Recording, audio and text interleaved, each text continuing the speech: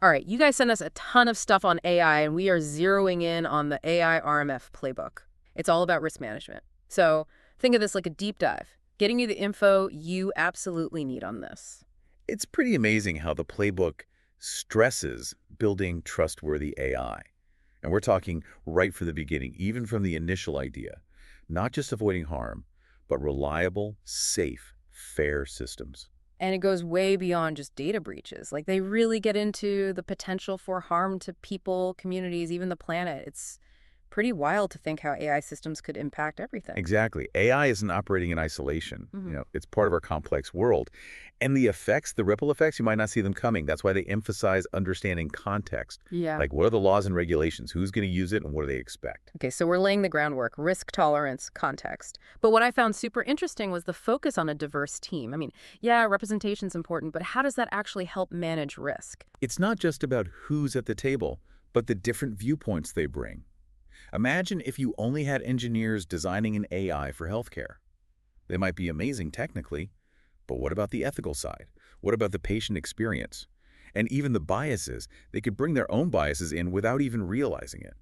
A team with people from all different backgrounds can help avoid those blind spots. So it's like having different inspectors on a bridge project, each looking for different weaknesses. And the playbook even mentions interdisciplinary collaboration. That's when it gets really interesting. What if you have data scientists, ethicists, sociologists, maybe even artists all working together? Bringing all those ideas together can create some really strong and responsible systems. Okay, so diverse team, check. But then we have to actually figure out what the risks are, right? They call this mapping the risks. And it's not just technical glitches. You got it. You have to consider everything. What's the AI supposed to do? How could it be misused? And then there's this wild concept of emergent properties. It's like, even if you design it perfectly, it could still develop capabilities you never expected. Wait, so even with the best intentions and all the testing, an AI could, like, go rogue. That's kind of scary. It shows why you can't just set it up and forget about it. You need to be constantly vigilant. And that leads us to the next step, tons of testing. They call it TEVV testing, evaluation, validation, and verification, making sure it does what it's supposed to and dealing with those risks. And I'm guessing bias is a big thing they're looking for in these tests. The playbook mentions a few kinds: systemic, computational, human cognitive. Each one needs a different approach.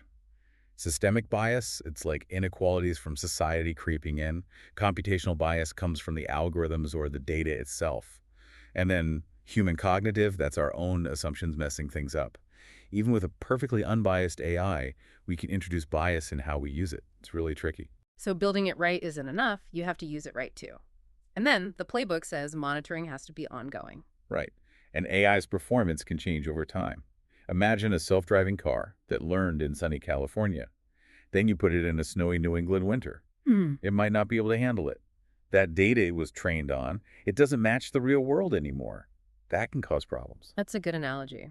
So diverse team, map the risks, constant testing and monitoring. What if a risk actually shows up? If that's where managing and mitigating come in, you need a game plan. The playbook talks about different options. Hmm. Mitigate the risk, transfer it, avoid it, even accept it in some cases. So it's not always about getting rid of risk completely. It's about making choices based on what your organization can handle. Exactly. It's like with a bridge, you wouldn't design it to withstand a hurricane if you're building it in the desert. Makes sense. But here's something that surprised me. Even switching off an AI system, they say that needs to be done carefully. Think about demolishing a building. You wouldn't just start swinging a wrecking ball without thinking about what's around it, right?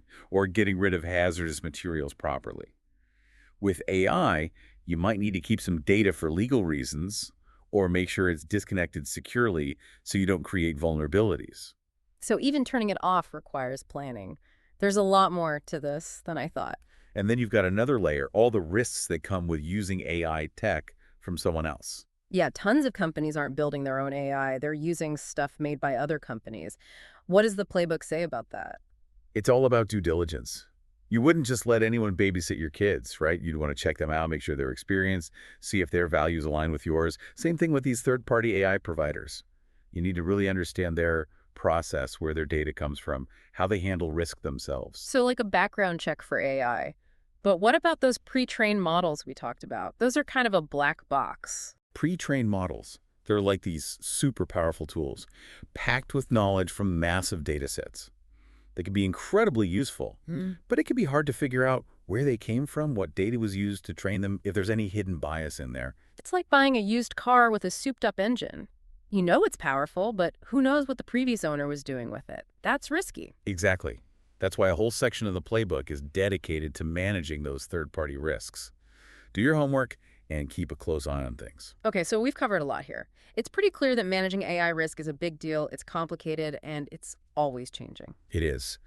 But with all this talk about risk, it's important to remember the good stuff too, the potential benefits. This playbook doesn't ignore that.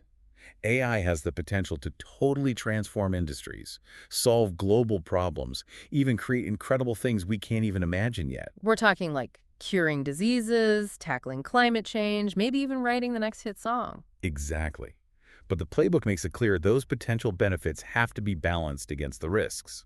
So it's not a simple AI is good or AI is bad kind of thing. There's more to it than that. Absolutely. AI is a tool, and like any tool, it can be used for good or bad. The key is using it responsibly. And that brings us back to that idea we talked about before, trustworthy AI. Right. Building that trust is crucial. And one thing that really struck me was the emphasis on accountability. Like, who's responsible if things go wrong? That seems like a tricky situation. It doesn't have to be. Think about constructing a building. You've got your architects, your contractors, your inspectors all playing their part. And if a wall collapses, you know who's responsible. Right. You have clear lines of responsibility. AI needs that same level of clarity. So it's not just having rules, but making sure everyone knows who's doing what and who takes the blame if something goes wrong. Precisely. And that starts with solid governance policies. Everyone's roles and responsibilities are spelled out, from the developers writing the code to the executives calling the shots to the people actually using the AI. Okay, clear roles, clear responsibilities, but how do you make sure everyone's on the same page? With AI, I imagine things can get lost in translation pretty easily. Communication and collaboration are essential. The people building it need to be talking to the people who will use it. And everyone needs to be in sync with the folks overseeing everything. Makes sense. Siloed teams can be a recipe for disaster, especially when you're dealing with something as powerful as AI. You got it. And to solidify that accountability, the playbook recommends this 3 lines of defense model. 3 lines of defense sounds pretty serious. It's a pretty common framework for risk management, and it's actually quite logical. Think of it like a safety net. The first line is the team building and deploying the AI. They're responsible for catching any issues early on. The second line is an independent group, maybe a risk management team or an ethics committee, adding an extra layer of scrutiny. And then the third line is an external audit, bringing in an outside perspective to evaluate the risks and the controls. So it's like checks and balances for AI, making sure everything's being developed and used the right way. Exactly. And it's not a one-time check. This is ongoing throughout the whole AI lifecycle, from the initial idea all the way to shutting it down. That's a lot of oversight. But I can see how it could help find problems before they become a huge mess. And that brings us to another important idea, proactive risk management. Proactive. So you're not just sitting around waiting for something bad to happen, you're trying to stop it from happening in the first place. You got it. The playbook is all about spotting potential problems early on and having a plan to deal with them. It's like preventative maintenance for your AI. That sounds a lot less stressful than dealing with a total AI meltdown. What kind of proactive things do they recommend? Impact assessments are a big one. They help you figure out how the AI could negatively affect individuals, communities, even society as a whole. So it's not just the technical stuff, but the social and ethical side of things too. Precisely. And they suggest getting all sorts of people involved in these assessments. Ethicists, social scientists, community representatives, even artists. The more viewpoints you have, the better you'll be at spotting potential blind spots. It's like crowdsourcing your risk management, but with experts. And along with these impact assessments, you need to have solid risk mitigation plans in place. So once you've identified the risks, you've got a strategy for dealing with them. Exactly. These plans lay out the steps you'll take to address each risk, and they need to be reviewed and updated as you learn more about the AI and its potential impact. It sounds like a lot of what-if scenarios, but that's what risk management is all about, right? Being ready for anything. Right, but you can't predict everything, no matter how much you plan. So the playbook also emphasizes having strong incident response plans. Like a fire drill for your AI. Exactly. These plans outline what to do if something unexpected happens. You have a clear protocol for containing any damage, mitigating risks, and learning from the experience so it doesn't happen again. So if the AI starts acting up, You don't have to panic. You've got a plan to get things back on track. Exactly. An incident response isn't just about reacting, it's about learning and improving. Every incident gives you a chance to refine your approach and make your AI systems more robust. So it's a continuous cycle of planning, testing, monitoring, responding, and learning. Exactly. Managing AI risk is a constant process, and one of the most important parts of this is communication. Talking about the risks, who are we communicating with? Everyone. Inside the organization, that means developers, users, executives, anyone involved with the AI. Outside, it could be regulators, the media, even the public. Why is communication so important here? Transparency builds trust. When people understand how the AI works, what the risks are, and how those risks are being handled, they're more likely to be okay with it. Makes sense. No one wants to feel like things are being kept secret, especially when it comes to AI. And beyond trust, clear communication can actually make the AI better. How When developers are open about their design choices and how they're mitigating risk, it lets others give feedback. They might spot problems that were missed. It's like getting a second opinion from a specialist, but for your AI. Exactly. This feedback loop can lead to stronger, more reliable systems. It's like having a team of experts checking your work and giving you suggestions. We've talked a lot about managing risk. What about the good stuff, the benefits of AI? The playbook doesn't just focus on the negative, does it? Not at all. It acknowledges that AI has the potential to revolutionize so many industries and help us solve some of the biggest problems we face. But it also emphasizes that those benefits have to be carefully weighed against the potential risks. So it's not as simple as AI is good or AI is bad. It's about finding the right balance. Precisely. AI is a tool. Like any tool, it can be used for good or bad. The key is using it responsibly, and that's what this playbook is all about. It's a guide to navigating the world of AI risk management and making sure this technology is used to benefit everyone. Okay, so responsible AI, finding that balance between risks and rewards. The playbook also mentions this context mapping thing and how crucial that is. It sounds kind of vague, though. What does that even mean? Think of context like the environment where your AI is going to be working. An AI that's perfect in one situation might totally bomb in another. It's like taking a fish out of water.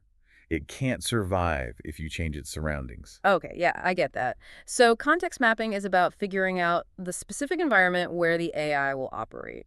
What kinds of things should we be thinking about? First, you really need to nail down what the AI is supposed to be doing and who's going to be using it, what problems it's solving, what will it actually do, who are the users. Seems pretty straightforward, but I bet it gets more complicated. Oh, absolutely. The playbook wants us to look beyond those intended uses and think about how it could be misused or what unintended consequences might pop up. So even if an AI is built for good, it could still be used for something bad. Unfortunately, yeah. Take a facial recognition system, for example.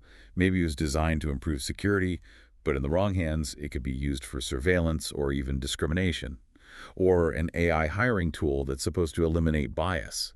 If it's not designed really carefully, it could actually end up reinforcing those inequalities. That's kind of disturbing. So context mapping is about trying to anticipate how it could be misused, even abused. Exactly. You have to see the bigger picture. What are the social and ethical implications? How's this AI going to affect people, communities, even society as a whole? What could go wrong that we haven't even thought of? Whoa, those are some big questions. How do we even begin to tackle those? They recommend getting a diverse group of people to help out with this context mapping. Think ethicists, social scientists, legal experts, community reps, even artists. Wow, that is a diverse group. I hadn't thought about including artists before. What do they bring to the table? Artists are really good at thinking outside the box. They can imagine possibilities that other people might miss. They can help us visualize the impact and the consequences that might not be obvious right away. That's really cool. So the more diverse the group, the better chance you have of finding those blind spots and really understanding the whole context of the AI system. Exactly. And it's not a one-and-done thing. The environment around an AI, it can change. So it's important to revisit and update that context map pretty regularly. So it's like an ongoing discussion, always reassessing and adapting as things change. Precisely. Yeah. And it's crucial to write all of this down and share it with everyone involved. Why is documentation so important? It seems like it would just add more red tape to an already complicated process. Documentation actually serves a few purposes. First, it shows that you've done your due diligence. If someone questions your risk management process, you've got proof that you've thought about the potential risks and impacts. So it's like a paper trail for responsible AI development. Exactly. It also keeps everyone on the same page, ensures consistency over time. If new people join the team, or if you update the AI, the documentation provides a roadmap for understanding the context and the risks. That makes sense. No one wants to start from scratch every time something changes. And last but not least, documentation helps with communication and collaboration across different teams. It's something everyone can refer to and contribute to. Okay, so documentation is not just a formality, it's a real tool for making sure AI is developed responsibly. Right. And speaking of responsible development, the playbook also talks about being upfront about the AI's limitations. So don't overhype it. Exactly. Manage those expectations. Be honest about what the AI can and can't do. It's easy to get caught up thinking about AI as this magical thing that can solve any problem, but we got to remember, it's still a tool at the end of the day. And like any tool, it has its strengths and its weaknesses. The playbook really encourages organizations to be transparent about those limitations, both internally and externally. But wouldn't pointing out limitations make people less likely to use the AI? Actually, it's the opposite. When people get what the AI can and can't do, they tend to trust it more and use it in the right way. Plus, being open about limitations actually leads to better AI systems down the line. How so? When developers are upfront about the AI's capabilities, it allows users to give feedback and point out areas that need improvement. This kind of feedback loop can lead to systems that are more robust, more reliable, and actually meet the user's needs better. That's a good point. It's about creating a culture of open communication and collaboration around AI. So after this deep dive into the AI RMF playbook, what's the big takeaway for our listeners? This playbook is a fantastic place to start, but the real work happens when you put these principles into action. And remember, managing AI risk isn't a one-time thing, it's an ongoing process. You have to constantly learn, adapt, and work together. It sounds like a lot of work, but it's got to be worth it to make sure we're using AI responsibly and getting the most out of its potential to benefit humanity. Absolutely. And AI is only going to keep evolving, so we need to keep refining our approach to managing risk. This playbook gives us a strong foundation to build on. This has been incredibly insightful. Thanks for walking us through this complex topic.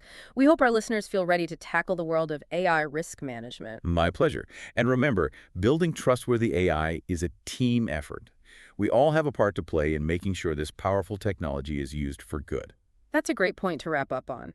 Thanks for joining us on this deep dive into the AI RMF playbook. Until next time.